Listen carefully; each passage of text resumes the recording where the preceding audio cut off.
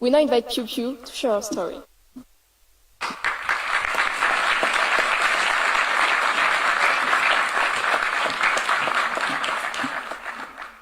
မင်္ဂလာပါ Bonjour à tous. Good afternoon, ladies and gentlemen. I am Piu Piu. Before I introduce myself, I would like to thank the Secretary General, Madame Jumalapali, the team Clement, Veronique, Diane, my friend Vivienne, and everyone here for giving me a chance to give a testimony at the opening ceremony of Clement 2025. It's an honor to be a part of this, especially when it's about rights and freedom. For I come from a country where millions of people don't have basic human rights or have the minimal freedom to discuss about this. I am a celebrity singer-songwriter-performer from Burma and a political refugee in France. Yes, I come from Burma, also known as Myanmar. I guess many of you haven't heard much about it because it's well hidden. Yes, it has been well hidden from the world by the military regime, which ruled it for more than 6 decades.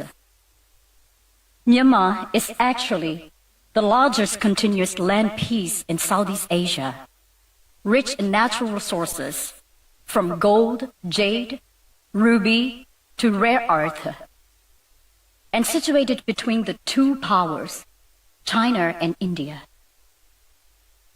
It is quite the same size as France, with a population of 60 million people.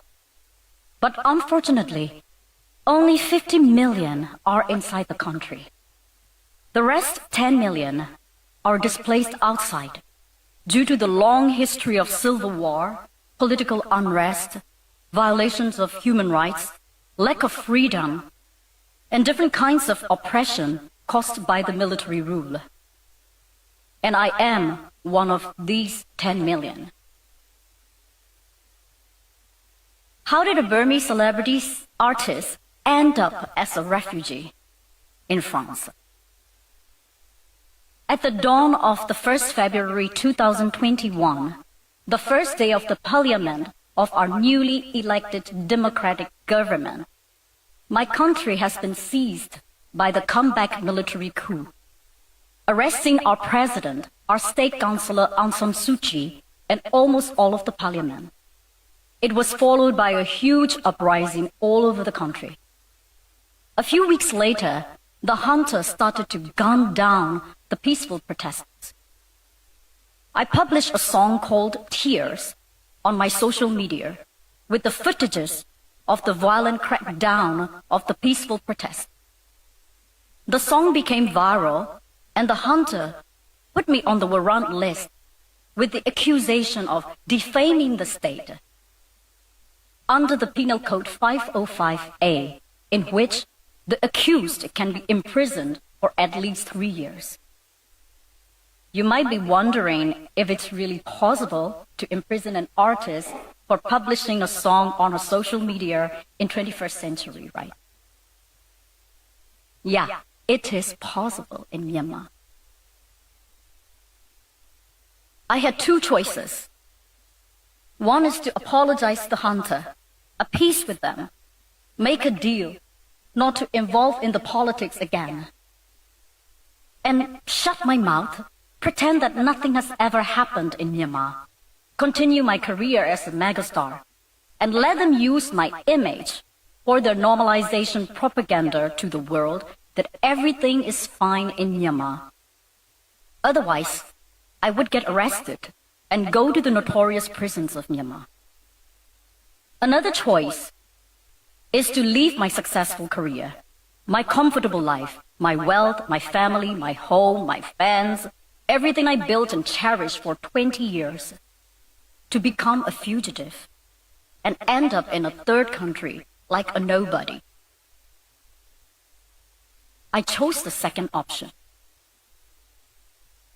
because I couldn't shake the bloody hands of the hunter who have killed and tortured thousands of my fans and my fellow citizens. My choice had huge risk and consequences, of course.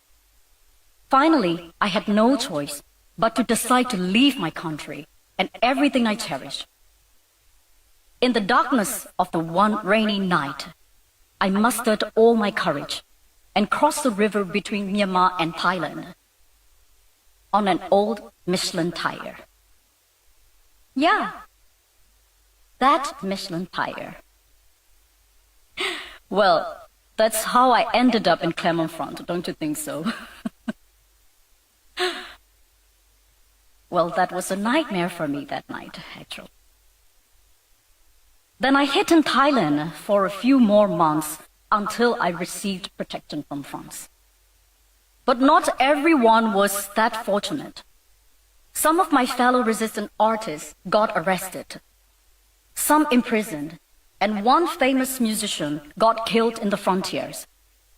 And one famous hip-hop artist, who is also the member of the parliament, got a capital punishment, and he got executed in prison.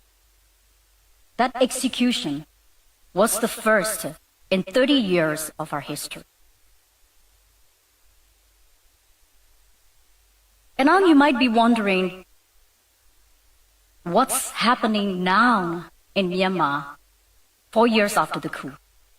Well, the cruelty of the regime is becoming more severe each day, although the plight of my country and my people has unfortunately become less visible in the world's news lately. The military junta is killing its own people.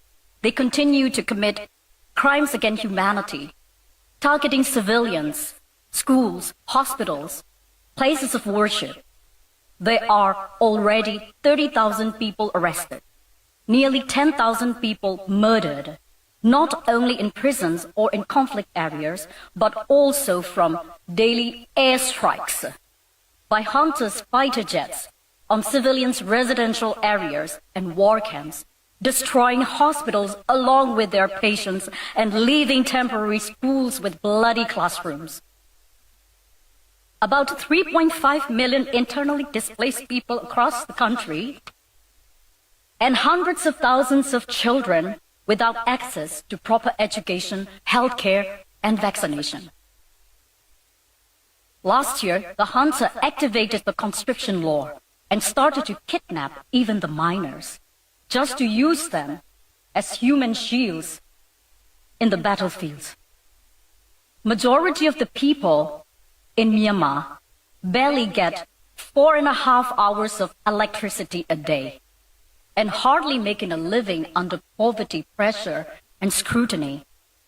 Under the junta's 4 years' reign, Myanmar has become world's #1 in drug dealing.